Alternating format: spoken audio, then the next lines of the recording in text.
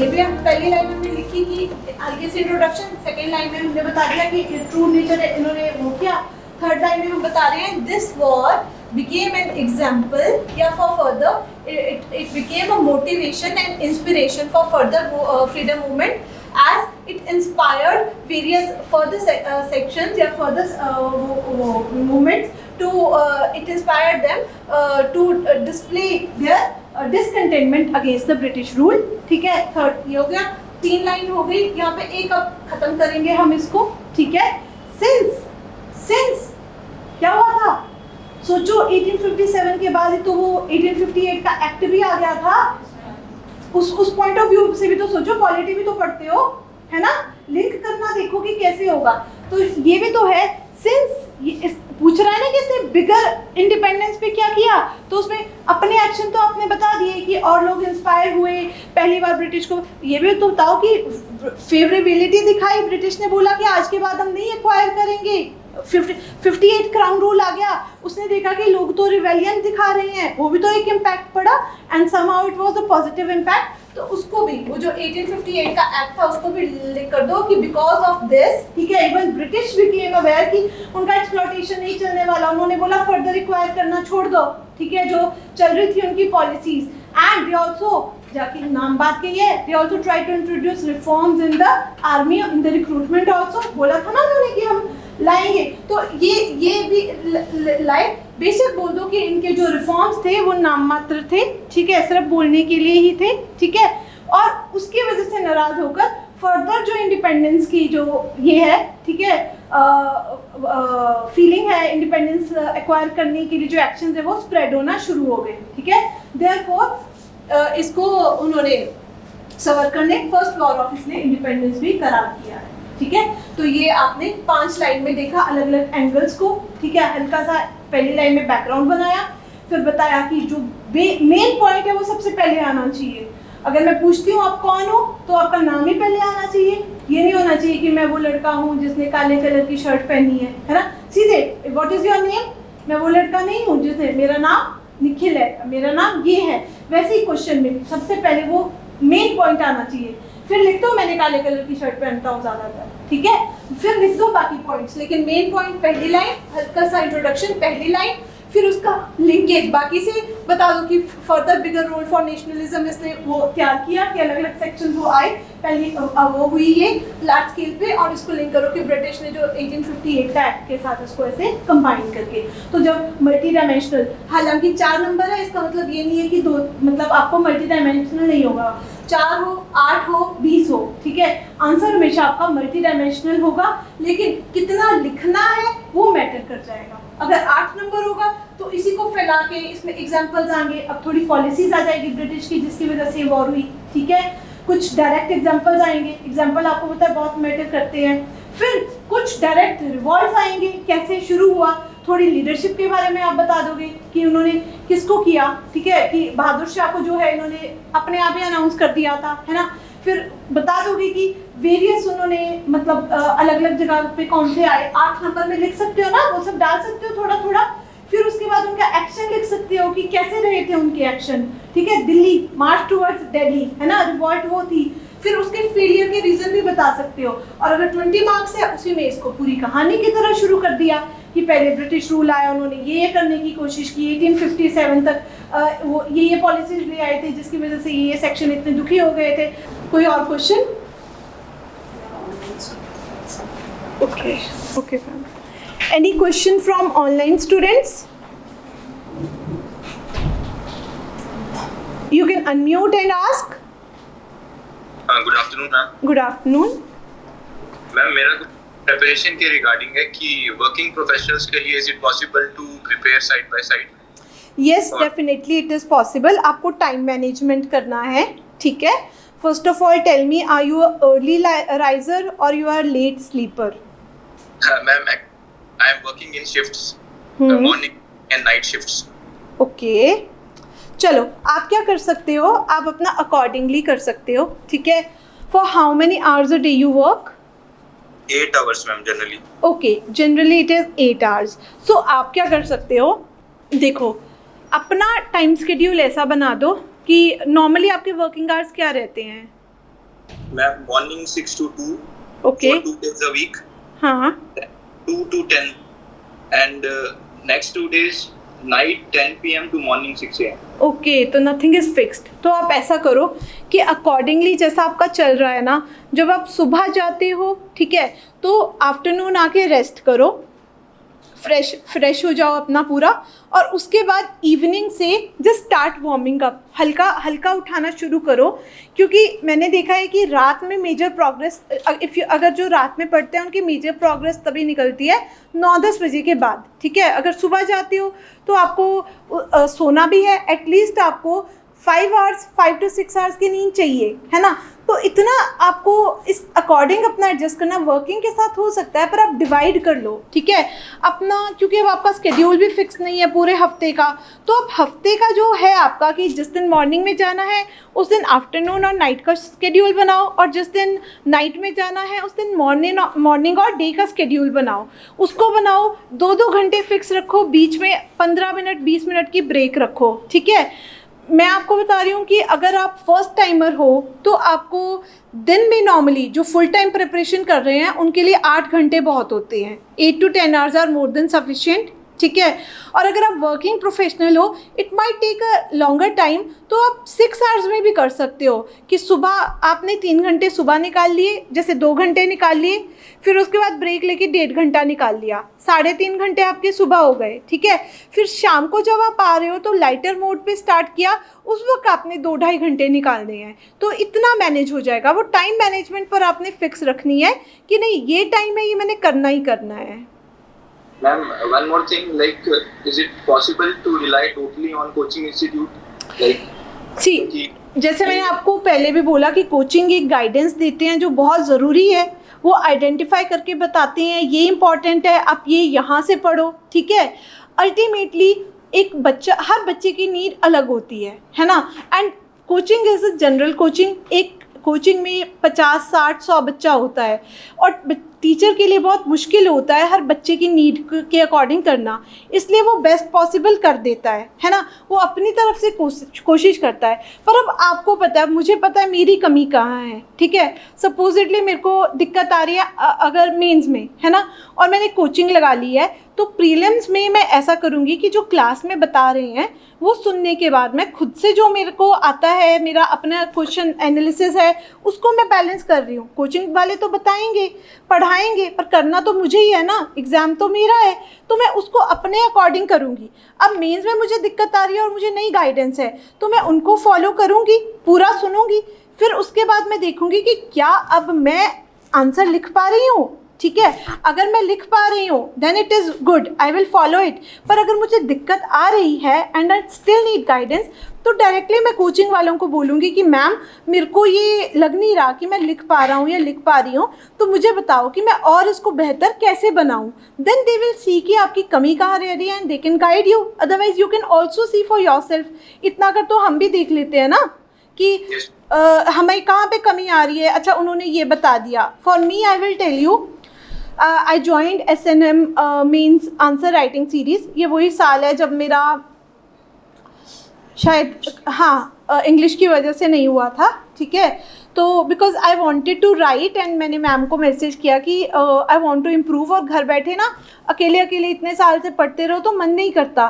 Classes के साथ एक रेगुलरिटी होती है और कुछ नहीं होगा। मुझे पता है कि यार पॉलिटी का टेस्ट है, मैम ये लोग टॉपिक्स देते हैं, है ना। तो मुझे है कि यार अब मैं इनके साथ ही ये टॉपिक्स कर लेती हूँ। एटलीस्ट टेस्ट का बेनिफिट होता है कि पहले मैंने अगर सैटरडे को ये वाले टॉपिक्स का टेस्ट है तो कम से कम मैं सैटरडे तक ये टॉपिक खुद से तो तैयार करके रख लूँ, है ना। पहला बेनिफिट की एक रेगुलरिटी आ जाती है, एक सर पे कोई नज़र रखने वाला होता है। तो मैंने उठा के वो टॉपिक्स अपने पढ़े, अपना तैयार किया, अपना देखा कहाँ से है।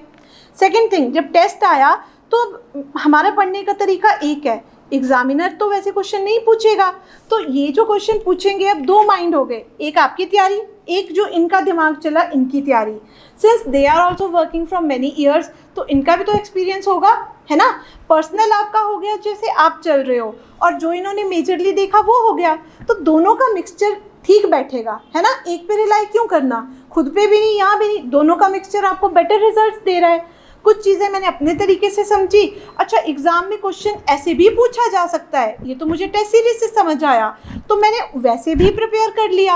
अब जब मैंने खुद का भी कर लिया और इनका भी कर लिया, तो मेरा होलिस्टिक आंसर हो गया, होलिस्टिक प्रिपरेशन हो गई टॉपिक की। अब कल दिन एग्ज़ाम में आता है तो मुझे नहीं लगता मैं कहीं भी लैक करूँगी। तो अब मेरे को तो ये बेनिफिट लगा था टेस्ट सीरीज़ से कि मेरा टॉपिक वो एंगल, कई बार मैं देखती थी कि ऐसे एंगल तो मैंने सोचे ही नहीं जैसे ये लोग पूछ लेते थे, एंड देन आई रियलाइज़ किया ये तो बड़ा अच्छा हुआ। तो ऐसा नहीं है, आप देखो आपकी जॉब कितना हैम्पर कर रही है।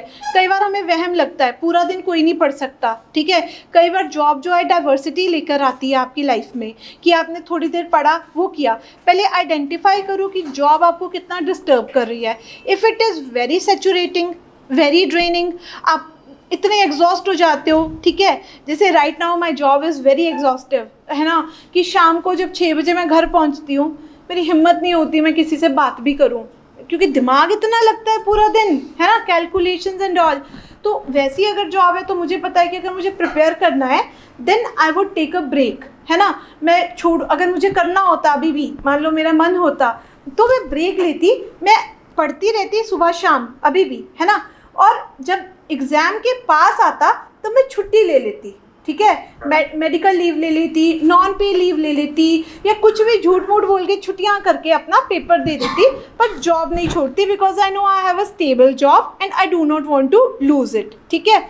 सेकंड केस में मैंने ऐसा भी देखा है कि कुछ बच्चे नौकरी छोड़ देते हैं and then they are like कि वी वांट टू प्रिपेयर, और वो निकल भी जाते हैं, but this is all subjective.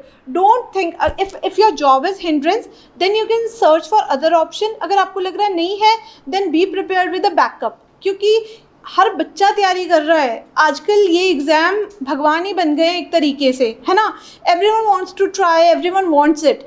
तो ज़रूरी नहीं है कि सारी मेहनत की, प्रिपरेशन की, वो भी किया, फिर भी बिकॉज सीट्स तो बहुत लिमिटेड है, it is not a guarantee.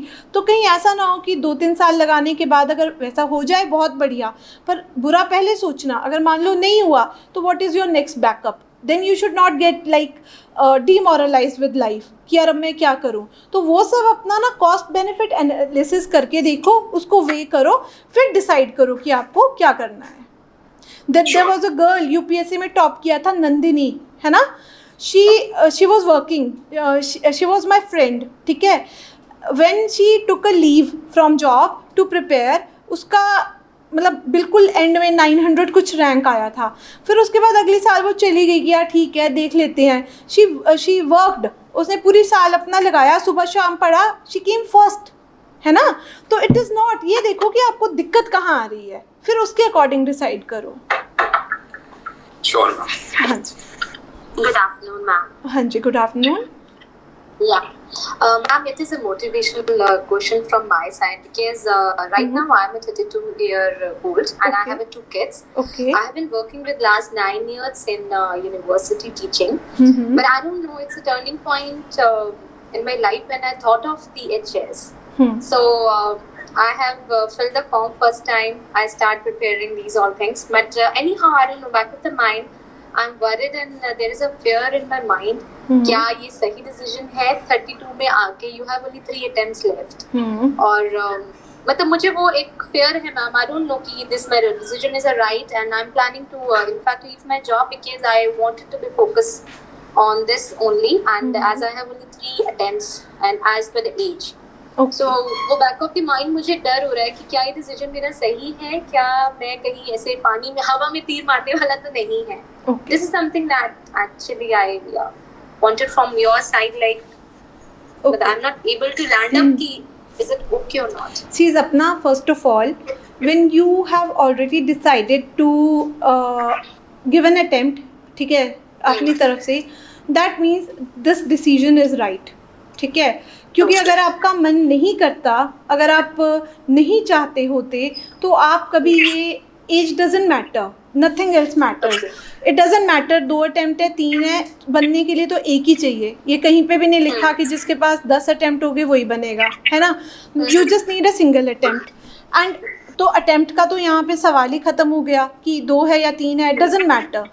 और आपके माइंड में अगर ये आ रहा है इस पॉइंट पे, because you are well settled, you are having a family, you are having a good job with everything at hand, if you are still thinking about it, that means you want it. So there's no question, when you want it then it is right, है ना. तो पहले तो आप mind से ये निकाल दो कि एज मैटर करेगा, ये निकाल दो अटेम्प्ट मैटर करेगा, है ना. अब तीसरी चीज़ है, आपका जो फियर है और इनसिक्योरिटी है वो इस चीज़ को लेकर आ रहा है कि कहीं ना कहीं एक इच्छा है, लोभ है, लालच है, बस हो जाए कि मैं इतना कुछ दाव पे रख के अभी कर रही हूँ, और डर है आपको खा रहा है कि कहीं नहीं हुआ तो मैं क्या करूँगी, है ना. सो पहले तो मैं आपको बोलूँगी कि सी होगा नहीं होगा ये कोई नहीं बता सकता, ये ना आप बता सकते हो, ना मैं बता सकती हूँ, ना कोई और बता सकता है, because I am a person who firmly believes in destiny, ठीक है. And I also believe in the path. If you are getting directed towards this path, then there's something different for you which is there, है ना. That is why you are getting attracted. Either it will be an opportunity, or it will be a lesson, but you need it in life, ठीक है. तो ये डर से अगर आप चलोगे आप कहीं के नहीं रहोगे, ठीक है. क्योंकि एक चीज़ होती है कि किसी ने ना 2 लक्कड़ के फट्टे ज़मीन पे रख के अपने बेटे को बोला कि इस पे चल के दिखा, तो वो दौड़ गया उन फट्टों पे. वही 2 लक्कड़ के फट्टे उसने 15 फीट ऊपर बांध दिए और बोला बेटा चल के दिखा, एंड ही स्कम्बल्ड, वो डर गया, वो रोने लगा. क्या फ़र्क था, ज़मीन पे वही 2 फट्टे थे, वो दौड़ गया क्योंकि उसको पता था वो गिरेगा ही नहीं, दिमाग में वहम ही नहीं था. लेकिन जब वो 10-15 फीट ऊपर चलने लगा तो किस चीज़ ने उसकी परफॉर्मेंस को रोका? एक डर ने कि यार अगर मैं गिर गया तो डोंट उन फट्टों को ज़मीन पे रहने दो, उनको आसमान में अपने लिए मत लटकाओ. You are giving an attempt, give it whole heartedly. होगा नहीं होगा, बी रेडी. आप ये सोचो मेरे को बस फोकस करना है करते कैसे हैं, मैंने मेहनत करनी है, कैसे करते हैं, मैंने चलना है. गिरने का डर भूल जाओ, क्योंकि गिरने का डर आपकी एफिशिएंसी कभी आने ही नहीं देगा, है ना. परफॉर्म करो और खुद को प्रिपेयर रखो, माइंड को एक चीज़ दो कि यार अगर ये इतनी बड़ी भी कोई चीज़ नहीं है, ठीक है. आपसे बढ़कर तो कुछ नहीं है ना, सबसे बड़ी तो आप ही हो, आप हो तो सब है. तो सोचो अगर ये हो गया तो वेल एंड गुड, अगर नहीं होता है एटलीस्ट यार मेरे को नॉलेज इतनी मिलेगी, मैं कुछ सीखूंगी, मुझे पता चलेगा. Because this preparation is, I think it's very good preparation. बनने वाले तो चलो सर्व करते ही हैं, जिन्होंने अच्छे से तैयारी की होती है, they make a difference in society. You come as a stone, you go out as a gem, है ना. तो ये मत रखो, अटैचमेंट मत रखो कि निकले ही निकले, वो चीज़ आपको कभी अच्छे से परफॉर्म ही नहीं करने देगी, है ना.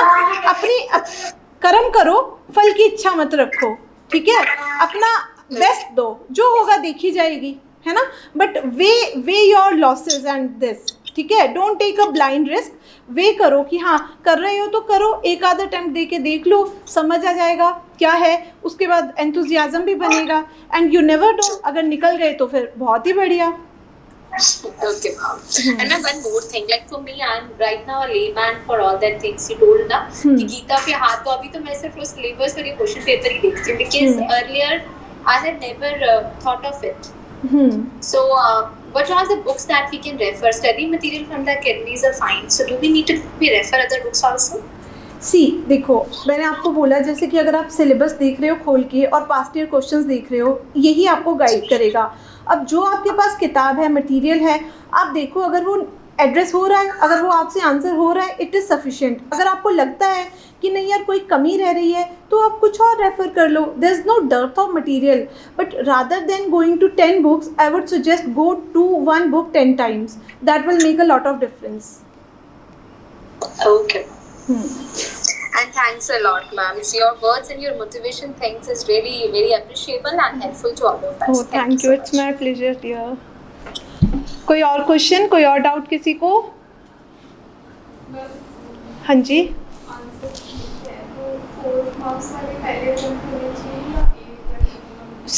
प्रिपेयर करके रखो, ठीक है. जैसे चल रहा है वैसे करो. एग्जामिनर भी पेपर शुरू से ही करेगा. First impression is last impression, है ना. तो जैसा कि मैंने अपना पर्सनल एक्सपीरियंस शेयर किया कि मैं 20 नंबर ये सोच के कि छूट जाएंगे, लंबे हैं, मैंने पहले अटैम्प्ट कर दिए.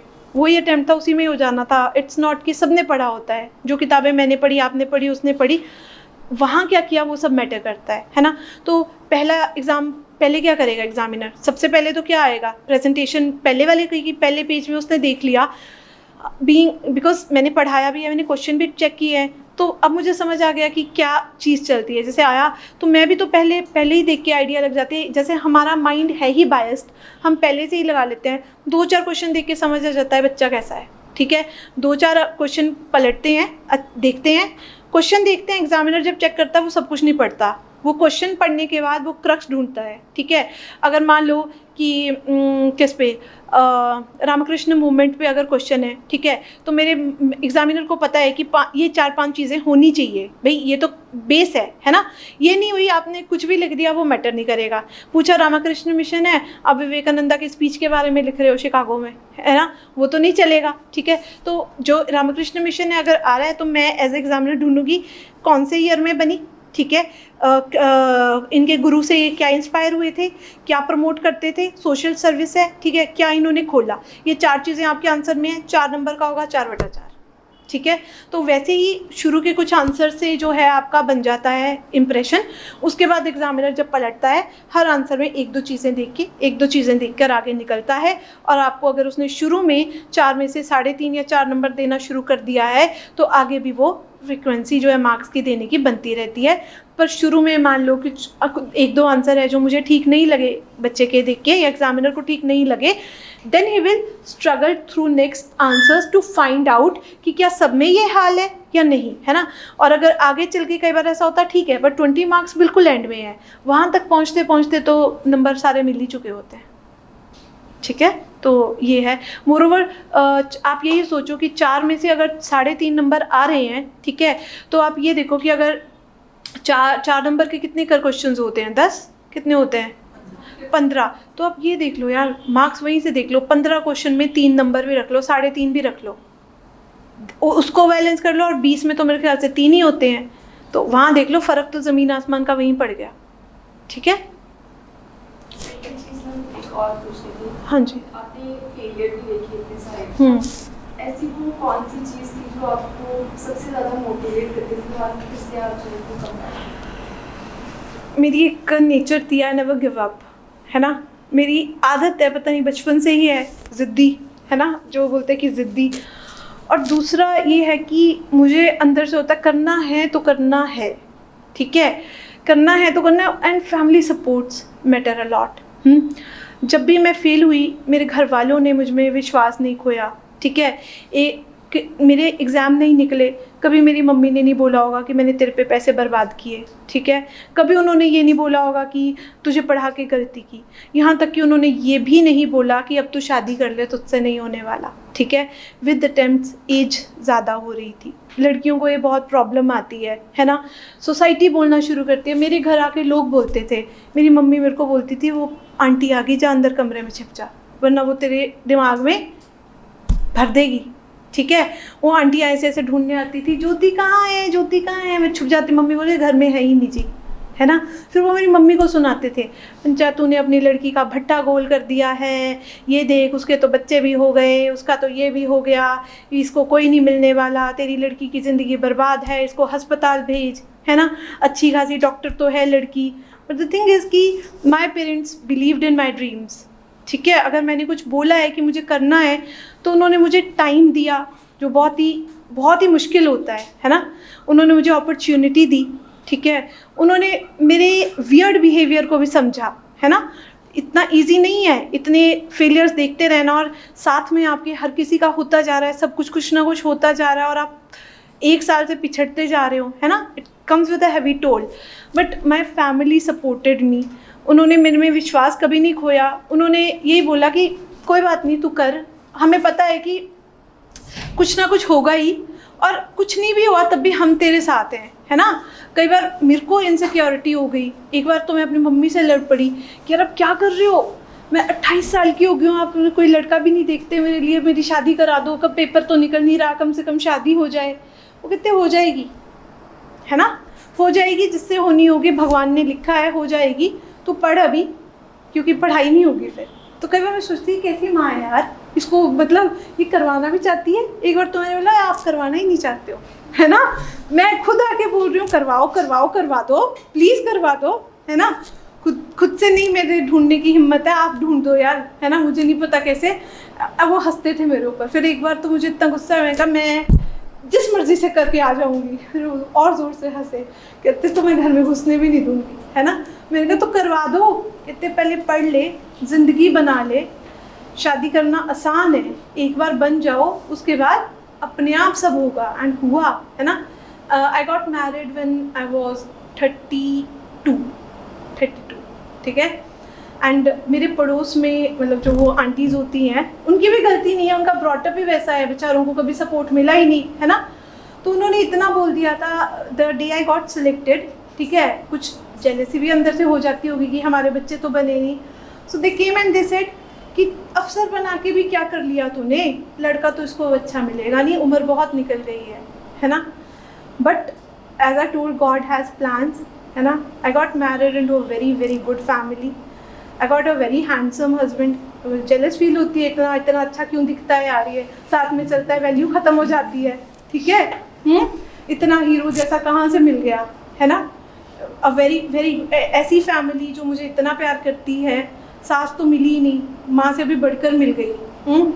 आई don't have to work, I don't have to do anything, मेरा बस एक ही काम है, ये बोलते एक ही काम कर, खुश रह। यार इरिटेशन होती है कि यार शुरू में तो लगा कि for few months I thought कि ड्रामा होगा, ऐसे इतने अच्छे थोड़ी होते हैं लोग, जब खुद इतने बुरे देख लिए, इतने साल कहते हैं ना वो स्ट्रगल, इतने बुरे लोग देख लिए, इतने हॉरिबल लोग देख लिए, ऐसे वल्चर्स होते हैं, प्रिवेंट योरसेल्फ, है ना, बन के आएंगे हमदर्द, दे आर वल्चर्स, स्कवेंजर्स, दूर रहो उनसे, है ना। आइडेंटिफाई पॉजिटिव ट्रेट्स, कोई किस्मत में होगा वही मिलेगा, कोई नहीं दिलवा सकता। कोई लोग झूठ बोल के हम तो दिलवा देंगे, कोई कुछ नहीं कर सकता, है ना। ट्रस्ट द प्रोसेस, गाइडेंस है, यहाँ जाओ, अच्छे लोगों से बात करो, हर किसी के उसमें मत फंसो, है ना। सो द थिंग इज़ कि जब आए फिर लगा कि झूठ है, ऐसे थोड़ी ना, थोड़े 1 महीने नाटक, 2 महीने नाटक, अब तो 1.5 साल हो गया शादी को, है ना, 1.5 साल से ऊपर हो गया, and still they are same, just one thing, stay happy यार, क्या यार, है ना। सो सबके मुंह बंद हो गए, भगवान जवाब देते हैं, है ना, वक्त जवाब देता है।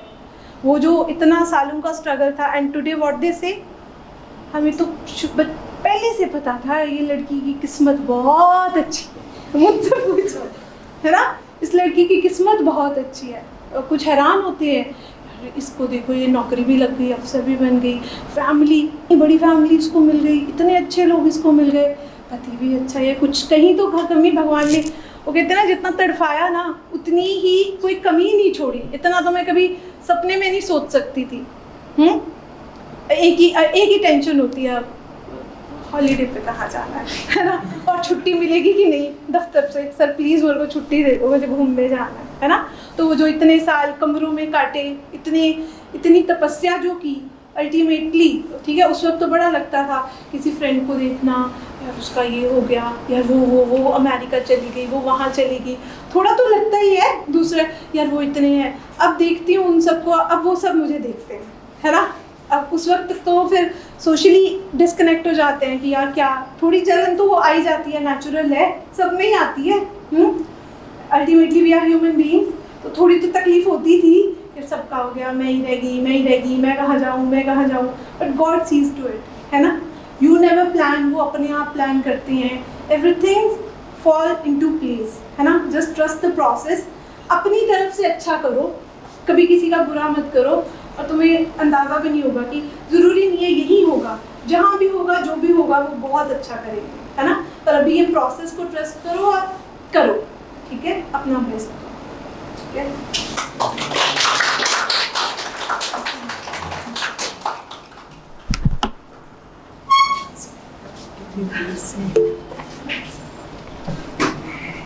Thank you.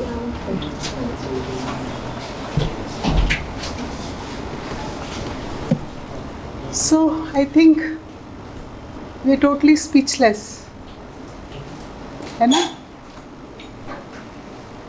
What about you online students? किसी को याद रहा कि लंच टाइम हो रहा है, लंच ब्रेक है, since morning you are sitting, current की क्लास लगाई है, बताओ. और I think they can go on and on and on. So Jyoti, I wish words would be enough to express my sincere gratitude to you, not only for coming here but sparing your time. एक होता है ना दिल खोल के बात करना, एक होता है कि खुले दिल से वो बात करना और अपनी लाइफ की वो सब चीज़ें बताना ना जो जनरली हम एक्नॉलेज ही नहीं करते. एक्सेप्टेंस बहुत दूर की बात है. एक्नॉलेजमेंट एक्सेप्टेंस के साथ, और इसके लिए गट्स चाहिए होते हैं. और एक बहुत इवॉल्व्ड पर्सन ही ये बात कर सकता है कि यहाँ मेरी ईगो आ गई थी, यहाँ मैं हाई हेडेड थी, है ना. जो ये सेल्फ अवेयरनेस है, you have a long way to go. मतलब I feel not only proud, I feel blessed of our association. Students ने, एस्पिरेंट्स ने तो जो बेनिफिट लिया है सो लिया है, but you have made my weekend, मतलब आई मस्ट से. बिकॉज ये देखना कि ऐसी भी ह्यूमन बींग्स हैं जो नॉन डिटैच्ड होकर अपनी जर्नी को देखकर आज वो बता रहे हैं कि ये लिमिटेशंस थी, ये कमियां थी, है ना. And there is something called, psychology में हम एक प्रोसेस पढ़ते हैं कॉल्ड वाइकेरियस लर्निंग, जिसमें हम ये कहते हैं कि हम दूसरों की गलतियों से सीखें, है ना. So I think this today's Guruji Kripa academy is very lucky, very fortunate day, जहाँ हमने वो गलती की नहीं है, लेकिन साक्षात you know there is this divine, है ना, all that divinity coming and telling us कि देखो मैंने ये की थी, तुम बच के रहो, है ना, तुम ये मत करना, राइट.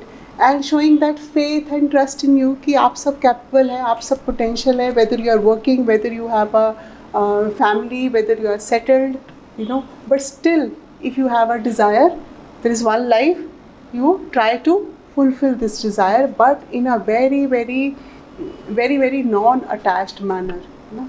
सो आपने जर्नी से जो सीखा और जो स्ट्रैटेजीज़ आपने इम्बाइब की, है ना, आई थिंक हम सब के लिए फर्स्ट, जो आप सबके बिहाफ पर ही मैं मैम का थैंक्स कर रही हूँ कि हम सब के लिए जो फर्स्ट टेक अवे था वो यही था कि अपनी जर्नी को हॉलिस्टिक वे से देखो, कंपार्टमेंटलाइज करके मत देखो, आइसोलेशन में मत देखो कि प्रीलिम्स अलग है, मेंस अलग है, इंटरव्यू अलग है. ये एक ही माला के पिरोए हुए सारे मोती हैं और वो एक ही धागे में पिरोए जाएंगे, तब जाकर आपका जो है वो मन के और वो माला जो है वो कंप्लीट होगी, है ना. और इसके साथ साथ आप जहाँ जहाँ भी उसको प्रिपरेशन में आप रुक रहे हो, थम रहे हो, फ्रस्ट्रेशन आ रही है, मोटिवेशन कम हो रही है, हमारा मन कर रहा है ब्रेक लेने का, it is all natural, it is all normal, है ना. और जो इस समय के आपके एग्ज़ाम की डिमांड है, हमने क्या देखा कि हमें उन्हें बुकवॉर्म्स नहीं चाहिए, उन्हें किताबी कीड़े नहीं चाहिए, है ना. उन्हें सिर्फ ज्ञान नहीं चाहिए, उन्हें उसकी एग्जीक्यूशन वाले लोग चाहिए, बिकॉज आप एग्जीक्यूटिव ब्रांच में जाएंगे. उन्हें वो लोग चाहिए जो डायनामिक हो, है ना. तो as a result I think हमारे वो जो 360 डिग्री हम अपने पर्सोना को पहले समझें, फिर उसको अकॉर्डिंगली डेवलप करें, है ना. Whether it is your yoga और मेडिटेशन और आप अपनी हॉबीज़ को कल्टिवेट करें, चाहे इंस्टीट्यूट की तरफ से आपकी फील्ड विजिट्स हैं, एक्सपोजर विजिट्स हैं, है ना, चाहे आपकी कुछ इनिशिएटिव्स जो बीच में हमने शुरू किया, अभी थोड़ी देर एग्ज़ाम्स के नोटिफिकेशंस को देखते हुए सस्पेंड कर दिए गए थे, जैसे आपका एक पहल इनिशिएटिव्स. ये इनिशिएटिव्स आई थिंक अब आपको और ज़्यादा ये कॉन्फिडेंस आएगा कि इनिशिएटिव्स राइट डायरेक्शन में हैं, कि कहीं ना कहीं आपकी होलिस्टिक प्रिपरेशन को जो है वो सपोर्ट कर रहे हैं, है ना. But I think the top of the thing, जो सबसे इम्पॉर्टेंट बात हम सब के लिए थी, एकेडमिकली देखा आपने, मेंटल स्ट्रेस की जर्नी देखी, पर्सनालिटी को कैसे अपने आप को ख्याल रखना, अपनी मेंटल हेल्थ का कैसे ख्याल रखना वो देखा. लेकिन साथ साथ मैम ने जो अपनी स्पिरिचुअल जर्नी आपके साथ शेयर करी, there is always a divine purpose in everything and there is always a divine presence in everything, है ना. आई थिंक हमारा जो सबसे बड़ा टेक अवे ये था कि whatever happens, there are no accidents in our life, there are no coincidences. It is no coincidence that you happen to be a part of these institutions, even if there are यहाँ पर aspirants हैं जो even institute के registered student भी नहीं है, but we have kept this session so that आप उससे benefit लें. This is no coincidence. You are chosen ones, you are blessed ones, है ना. So there is always this divine, feel that divine presence have that trust and faith in the presence that you are on the right path, and sooner or later you will achieve your destination. So thank you so much, Jyoti, and we look forward for more interactions, you know. Or even if you are too busy, your hands are too full not to Chandigarh, but I think we can make use of technology also. So we'll keep bothering you, because I think students are not going to kill you. Just a small token of thanks, Meenakshi. Online aspirants, we'll keep organizing, we'll try आपकी जो है, and very soon August month में we are going to organize a field visit also. I'll share all the details with you. और एक last thing before I conclude, अब ma'am ने आपको answer writing बता दिया, आपने आंसर्स वो पूछ भी लिए. अब अपने आप से आज ये पूछना कि जो मंडे और थर्सडे को अब तक कितने क्वेश्चन पेपर्स सब यूनिट वाइज, टॉपिक वाइज आपको सर्कुलेट हो रहे हैं, वो आपने सबमिट कर दिए, आपने वो आंसर्स लिख लिए. जो जितना भी पढ़ा है, जिस चीज़ का जो भी मॉड्यूल कंप्लीट हुआ है. सो आई थिंक इतनी इंट्रोस्पेक्शन तो हम कर सकते हैं ना, even if we learn the art of writing, है ना, हमने सीख लिया, समझ लिया.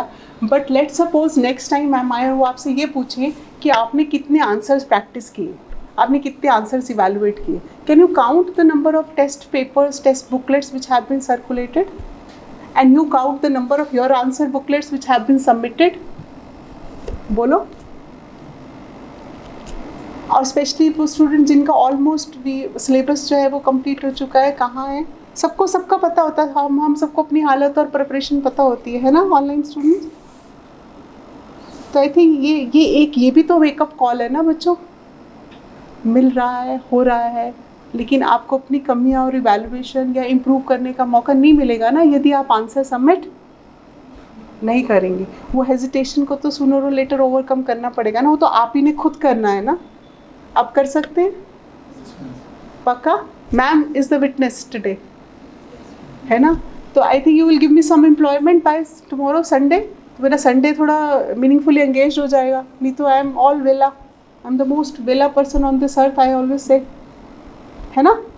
कर सकते हैं in courses online. Thank you. So मेरे को भी इंतज़ार रहेगा उस पार्ट के लिए, ठीक है. सो ऑनलाइन एस्पिरेंट्स, आप सबके बिहाफ पर मैं मैम को छोटा सा एक टोकन, यू डोंट बिलीव हमसे फॉर्मेलिटीज़ नहीं होती, और वो फ्लावर्स जो कि ख़राब हो जाएंगे या trophies, nothing doing. She is a very evolved person, right. So I am just sharing one of my favourite life lesson, this book called laws of the spirit world. मैं हमेशा आपके साथ भी शेयर करती हूँ.